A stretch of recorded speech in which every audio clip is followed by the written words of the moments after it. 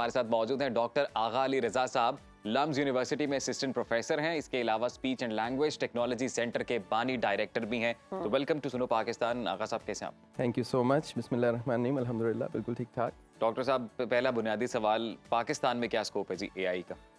बहुत स्कोप है। जो डेवलपिंग कंट्रीज़ हैं, एक बज़ाहिर हमारे एक फ़िक्र ये होती है कि जो कंट्रीज़ डेवलप्ड हैं शायद वो एआई में हमेशा आगे रहेंगे और जो कंट्रीज़ डेवलपिंग हैं वो पीछे पीछे चलते रहेंगे, लेकिन ऐसा नहीं है। इनफैक्ट जितनी हम थ्योरीज जानते हैं इस बारे में, जो कंट्रीज़ जिनके पास ऑलरेडी इंफ्रास्ट्रक्चर कम होता है, पिछली चीज़ के ऊपर वो इतने ज़्यादा जुड़े हुए नहीं होते, उनके लिए आसान होता है एक नई टेक्नोलॉजी को अपनाना। तो यहाँ पर इंफ्रास्ट्रक्चर को बेहतर करना, एफिशिएंट करना, करप्शन को कम करना, मैन इन द मिडल को रिमूव करके बीच में से, ये चीज़ें एआई के थ्रू बहुत ज़्यादा इनेबल की जा सकती हैं और बहुत फ़वाइद आ सकते हैं इसके। जी, ये तो हो गया एआई पाकिस्तान में स्कोप है, चलो शुक्र है ये तो समझ आ गई। अब अगली बात ये है कि कहा ये जा रहा है कि 85% लोग जो है ना वो नौकरियों से हाथ धो बैठेंगे और एआई जो है ना वो आपकी सारी जॉब्स ले लेगी, आप घरों में बैठ जाएंगे, कुछ करने को नहीं होगा। तो इसमें कितनी हकीकत है? Great question. ये पूरी दुनिया में इस पे डिबेट्स हो रहे हैं। मैं आपको ना चंद इसके एंगल्स जो है वो अलग अलग बयान कर देता हूँ। एक तो चीज़ ये है कि अभी तक ऐसी कोई सूरत नहीं नज़र आ रही कि जहाँ पे ह्यूमन को एआई रिप्लेस कर रही हो, ह्यूमन हटा दें एआई ले आए, ऐसा अभी कुछ नहीं है। अभी नहीं है। हाँ, ये ज़रूर है कि ह्यूमन रिसोर्स की रिक्वायरमेंट्स शायद कम होंगी। जहाँ आपको 5 प्रोग्रामर चाहिए थे शायद 2 चाहिए हों, जहाँ आपको क्रिएटिव राइटर्स 10 चाहिए थे हो सकता है 5 चाहिए हों। तो ये एक वक्ती तौर पर जॉब मार्केट में चेंजेस आएंगी। इसको पॉलिसी लेवल पर भी डील करने की ज़रूरत है, इसके लिए कुछ और मौके फराहम करने की भी ज़रूरत है। However the important thing is, माजी में जब कभी ऐसा हुआ है ना कि टेक्नोलॉजी आई है तो उसके नतीजे में रिप्लेसमेंट नहीं होती। मिसाल के तौर पर आप ये देखिए, पहले लोग हल चलाते थे, फार्मर्स हल चलाते थे, बाद में ट्रैक्टर आ गया, मैकेनाइज्ड व्हीकल्स आ गए। अब ट्रैक्टर को चलाने वाले आप मुझे बताइए, फार्मर्स हैं या मैकेनिकल इंजीनियर्स हैं या वो खुद चलते हैं? ज़ाहिर फार्मर्स हैं, वही फार्मर्स हैं, उन्होंने अपने आप को अपस्किल कर लिया। तो लिहाजा इस वक्त ये नई जॉब्स जो क्रिएट होंगी, मैकेंजी की एक प्रेडिक्शन है कि 400 to 500 मिलियन जॉब्स जो हैं वो डिस्प्लेस हो जाएंगी over the next several years, कोई 10 साल के अंदर तकरीबन। लेकिन इससे कहीं ज़्यादा, मोर देन 600 मिलियन नई जॉब्स क्रिएट हो जाएंगी जिनको हम जानते भी नहीं। बिल्कुल। वो जॉब्स वही लोग अपनाएंगे जो ऑलरेडी उस एरिया के एक्सपर्ट्स हैं, उसमें प्लस ये नई चीज़ ऐड कर लेंगे। जैसे फार्मर ने ट्रैक्टर चलाना सीख लिया, लोगों ने बिजली के आने के बाद बिजली का इस्तेमाल सीख लिया, खुद को अपडेट करेंगे। अब खुद को अपडेट करेंगे। वैसे आगा साहब, मेरा क्वेश्चन भी इसी से रिलेटेड है। नोआ हरारी की वो 21 लेसन फ्रॉम 21st सेंचुरी के अंदर भी उन्होंने ये थोड़ा सा इस हवाले से बताया और उन्होंने भी यही एग्जैक्ट पॉइंट रिलेट किया कि जब नई कोई चीज़ आती है, नया इनकलाब आता है तो लोग अपग्रेड करते हैं अपने आप को। तो अब इवेंचुअली लोगों को, और बिलखसूस जो पढ़ रहे हैं, जो हमारे स्टूडेंट्स हैं, किन जो सेक्टर्स हैं उस पर तवज्जो देनी चाहिए, किन फील्ड्स को अपनाना चाहिए ताकि आगे जो नई जॉब्स बन रही हैं, 2025 के बारे में प्रेडिक्ट किया जा रहा है एक्सपर्ट का कि 9 करोड़ से ज़ायद नई मुलाजमतें बनेंगी, तो किन फील्ड्स को अपनाना चाहिए? देखिए, इसमें ना as someone who teaches machine learning और एआई, मुझे ये सवाल बहुत मिलता है कि क्या अब हम अपनी फील्ड्स को छोड़कर data science, AI, machine learning पढ़ना शुरू कर दें? इसका जवाब तो सीधे सीधा है कि नहीं, that's not the right direction. उसकी वजह ये है कि जो राइट ब्लेंड है ना आने वाले वक्त में, वो ये है कि whatever you are an expert of, उसमें सिर्फ थोड़ा सा अपस्किल करके एआई की नो हाउ को ऐड कर लें, अपने आप को अपस्किल कर लें। अपनी फील्ड बदलने की किसी को ज़रूरत नहीं है, ये सारी फील्ड्स रहेंगी, क्रिएटिव राइटिंग भी रहेगी, प्रोग्रामिंग भी रहेगी, सब कुछ रहेगा। सिर्फ फ़र्क इतना है कि उसके कुछ अंदाज बदल जाएंगे। अब राइटिंग के अंदाज और होंगे, प्रोग्रामिंग और जैसे लोग चैट जीपीटी को यूज कर रहे हैं, सिर्फ उससे हेल्प ले रहे हैं और बाद में उस आइडिया को इस्तेमाल करते हैं अपने दिमाग से। एग्जैक्टली। और जैसे लोग बटनों वाले फोन से टच फोन स्क्रीन्स बनाए, आप वही मिसाल दे रहे हैं। मैं वही मिसाल दे रहा हूँ। और इसमें ना 2-3 लेवल्स पर ये करने की ज़रूरत है। एक तो इंडिविजुअल्स को ज़रूरत है कि वो अपने आप को अपस्किल करें। बेतहाशा रिसोर्सेज अवेलेबल हैं बैरून मुल्क भी, पाकिस्तान में भी। खुद मेरी यूनिवर्सिटी लम्स से बहुत से हैं कोर्सेज, बिल्कुल, जिससे लोग बड़ी आसानी से चंद घंटे के अंदर वो बेसिक चीज़ें सीख सकते हैं, जिससे उनकी अपनी फील्ड में आसानी हो सकती है। चैट जीपीटी या इस तरह की जनरेटिव एआई की दीगर चीज़ें यूज़ करते हुए आर्टिस्ट हैं, डेली यूज़ कर रहे हैं या मिड जर्नी यूज़ कर रहे हैं।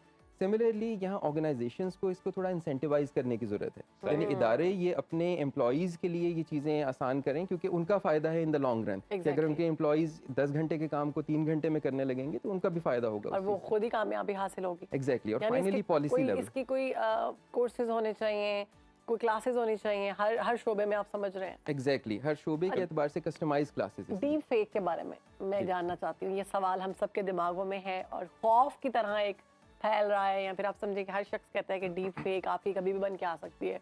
आपकी मूवमेंट, आपकी हर चीज़, कोई इसको आम इंसान उसको नहीं समझ पाएगा कि ये डीप फेक है, तो उससे कैसे बचा जा सकता है? देखिए, पहली चीज़ तो ये कि जैसे आपने इसका कहा ना, डीप फेक के इर्द गिर्द, क्योंकि नाम उसका ऐसा बन गया डीप फेक, ओरिजिनली ये स्पीच सिंथेसिस या वीडियो सिंथेसिस की टेक्निक है। अच्छा। उसका जो एक समझे एक पहलू जो ज़्यादा मशहूर हो गया ना, वो उसका बुरा नोटोरियस वाला पहलू है। मैं आपको पहले पॉजिटिव साइड से शुरू करता हूँ।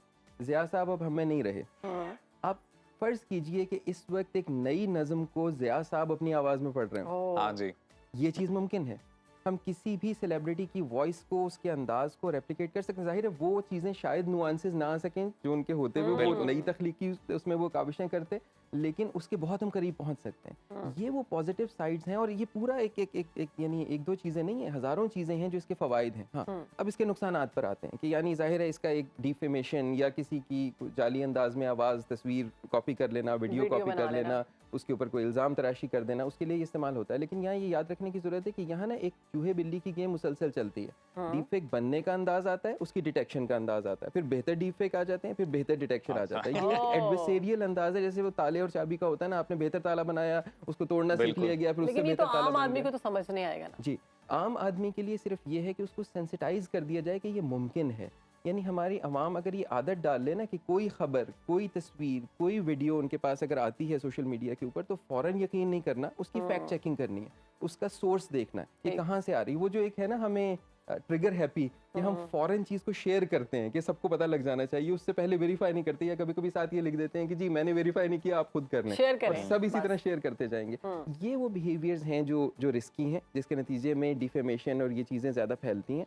उसका बेहतर तरीका यही है कि सब लोग बस एक वेरीफाई करने की आदत डाल लें। खबर बहुत पसंद आई है, बहुत ज़्यादा इंट्रीगिंग लग रही है, तो हो सकता है कि उसमें कोई मसला हो, बिल्कुल। तो लिहाजा उसको एक दफ़ा वेरीफाई कर लें, सोर्स क्या था, किसने रिपोर्ट किया था, कौन सा न्यूज़ चैनल था, कौन सा सोर्स था, रिलायबल है तो उसके बाद बेशक आप सोर्स के साथ डॉक्टर आगा, हमने ये भी देखा है कि स्टूडेंट्स अब अपने थीसिस वगैरह बनाने के लिए चैट जीपीटी को काफ़ी यूज़ कर रहे हैं, तो ये इस हवाले से किस तरह डेंजरस है? देखें, इसमें पहले डेंजर की तरफ आ जाते हैं। GPT-4 के बाद से जो राइटिंग के बेंचमार्क्स हैं वो ह्यूमन बेंचमार्क्स तक पहुंचना शुरू हो गए। गूगल का जो जेमिनाई है वो तो ये भी क्लेम कर रहा है कि कुछ बेंचमार्क्स में ये ह्यूमन राइटिंग से बेहतर परफॉर्म कर रहा है। अभी वो आनी है, उनका अल्ट्रा वर्जन अभी आना है, लेकिन ये उसके बाद मालूम होगा। तो जो रिस्क है यहाँ पर, और अगेन ये बात अभी कम लोगों को शायद मालूम है कि इस वक्त हमारे जो प्लेजरिज्म डिटेक्शन सिस्टम्स हैं वो इस सवाल को कि ये राइटिंग इंसान ने लिखी है या मशीन ने, इसका रिलायबली जवाब नहीं दे सकते। अच्छा। ठीक है, इस सवाल का इसका दे सकते हैं कि जी फरजाना ने लिखी है या मशीन ने लिखी है। अगर हमने फरजाना की राइटिंग्स पे ट्रेन किया हुआ है तो then we can find out कि जी उनकी पहले हम कॉपी पेस्ट करते थे तो पता लग जाता था। अब ये मशीन वर्सेस ह्यूमन अभी फिलहाल आंसरेबल नहीं है, शायद सून हो जाए, अभी नहीं है। हाउएवर आपने तो आइडिया दे दिया, आवाम अब खुल के करेगी। तो इस वजह से अब मैं अपने लोगों की तरफ आता हूँ, एजुकेटर्स की तरफ। हमें बदलना होगा असाइनमेंट्स और असेसमेंट्स के अंदाज को। अब शायद हम खाली इस चीज़ को चेक नहीं कर सकते कि एक शख्स ने एक चीज़ को कॉपी किया है या नहीं किया है। अब हमें ऐसी क्रिएटिव असाइनमेंट्स देनी होंगी जो उस रियल सिम्बियोसिस से डील करती हो जो ह्यूमन और मशीन का बनना है। यानी अब ह्यूमंस ने यूज करना है इन चीज़ों को। हाँ जी, इंफॉर्मेशन के लिए असाइनमेंट ही ऐसी दें, उससे ज़्यादा मुश्किल दें जिसमें एआई को वो इस्तेमाल करे और एक नया, अब आपके लिए एक नया फ्रंटियर है जहाँ तक उसने पहुँचना है। अब आपने बढ़ा दिया उस चीज़ को। फॉर एग्जाम्पल ऐसी असाइनमेंट्स हम दे रहे हैं जहाँ पे हम कहते हैं आपने इसको पहले खुद सॉल्व करना है, फिर चैट जीपीटी से सॉल्व करवाना है, और फिर कंपेयर करके कमेंट करना है कि दोनों में फ़र्क क्या है। अच्छा। तो अगर आप इस तरह की चीज़ें देना शुरू कर देंगे तो आपकी असाइनमेंट्स का पूरा और इस पर भी बहुत सा मवाद आना शुरू हो गया है कि how to redesign your assessment. और जब आप इस टाइप की असाइनमेंट या इस टाइप का सवाल देते हैं तो स्टूडेंट्स का रिएक्शन भी कमाल ही आता होगा फिर। थैंक यू सो मच आगा साहब, आपने हमें वक्त दिया और ये बड़ा अहम टॉपिक था जिस पर बात करना बहुत ज़रूरी थी। और आई होप कि आप लोगों को भी थोड़ा सा सुकून और खुशी भी हुई होगी कि इसमें आसानियां भी हैं, बिल्कुल, इसमें मजीद बहुत ज्यादा जॉब्स भी आ रही हैं, स्कोप है जी, और आप अपग्रेड करें अपनी स्किल को भी, नई जॉब्स भी इंट्रोड्यूस होने वाली हैं। हर वक्त बाखबर रहना वक्त का तकाजा है, बर वक्त बाखबर रखना हमारा फरीजा है। अभी सुनो न्यूज़ के YouTube चैनल को करें सब्सक्राइब, बेल आइकन पर करें क्लिक और मुल्की और गैर मुल्की खबरों से रहें बाखबर, यकीन के साथ।